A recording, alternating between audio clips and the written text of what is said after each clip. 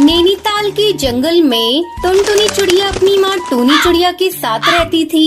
उसके पिता की मौत बचपन में ही हो गई थी। तब टूनी चिड़िया ने टुनटुनी को माँ और बाप दोनों का प्यार दिया। टुनटुनी अब बड़ी हो गई थी और उसकी शादी की चिंता टूनी चिड़िया को सताने लगी।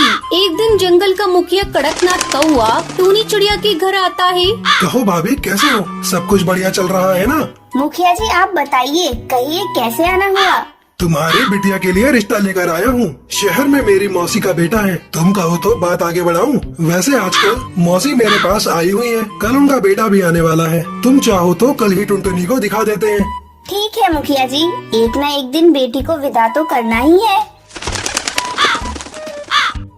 अगले दिन मुखिया की मौसी चंपा कौवी और उसका बेटा कालू टुनटुनी को देखने आते हैं। बहन जी, मुझे तो टुनटुनी पसंद है। बस मेरा बेटा हाँ कह दे, फिर लेन देन की बातें भी हो जाएंगी। थोड़ी देर तक कालू टुनटुनी से बात करता है और फिर अपनी हामी भर देता है।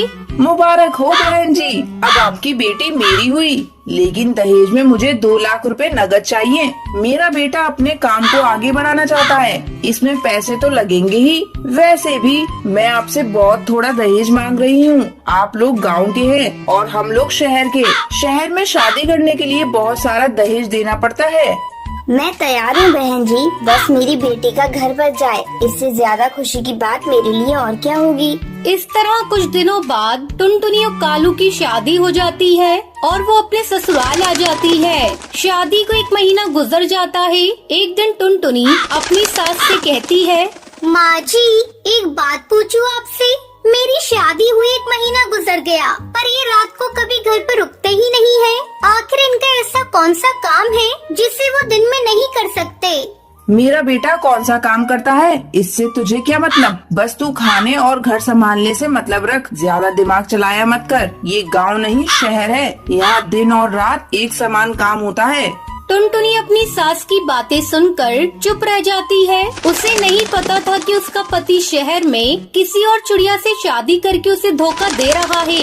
एक दिन टुनटुनी बाजार किसी काम से गई थी। वहाँ वो कालू कौवे को एक चिड़िया के साथ शॉपिंग करते हुए देख लेती है। अरे ये तो मेरे पति कालू जी है, और इनके साथ ये चिड़िया कौन है जिसे ये शॉपिंग करा रही है? लेकिन मेरे लिए तो इनके पास थोड़ा भी समय नहीं है।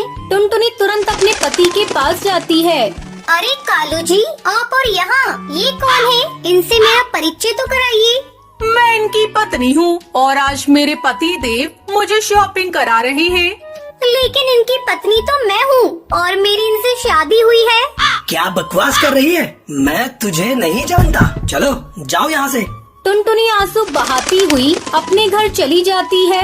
माँ जी, आप लोगों ने मुझे धोखा दिया है, मेरी जिंदगी के साथ खेला है।